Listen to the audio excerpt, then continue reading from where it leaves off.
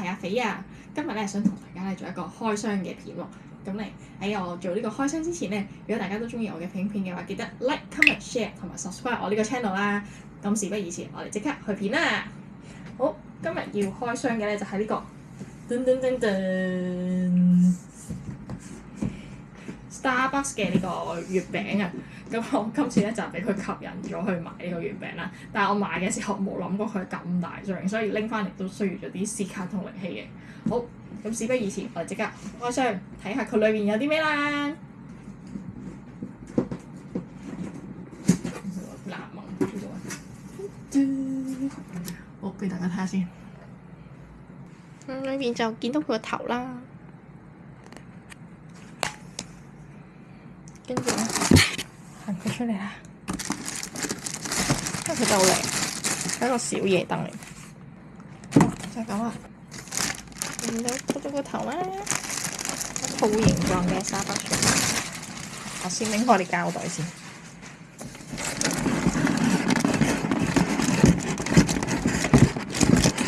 佢有啲比較實。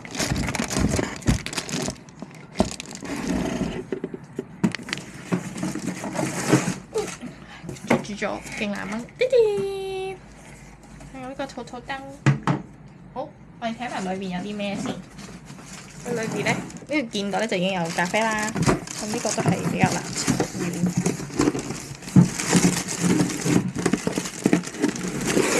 拎起呢個，好，你買個膠袋。等陣裏邊咧就係一個星星形嘅，先將佢。好。佢就咁樣嘅，好啦，跟住咧呢個咧就係呢個咖啡啦，有4包，咁係一個怪異式嘅咖啡嚟嘅。好，跟住呢度咧佢就會有4個月餅，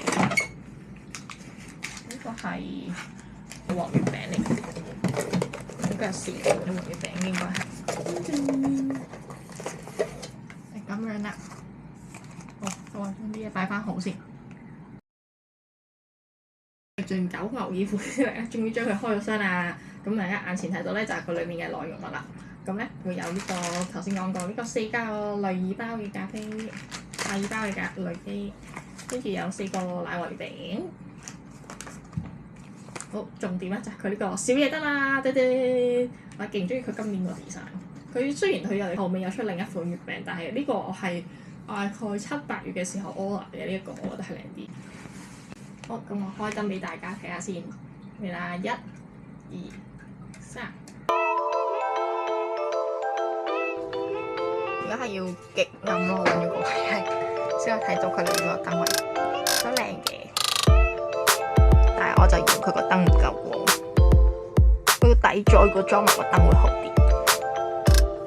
好，最後都總結一下啦，呢個叫做 Starbucks Barista Bunny 啊，咁佢裏邊咧就會有流心奶黃月餅2件啦，1件咧流心榛子月餅，1件抹茶紅豆月餅，跟住會有4個嘅咖啡掛耳包啦，1個小夜燈，1張手沖咖啡券，咁總值咧就295蚊㗎，都 OK 啊，我覺得。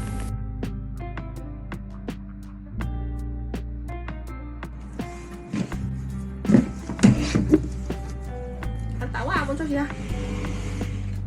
最後都真係好多謝大家睇晒呢條片啊！祝大家有個中秋節快樂！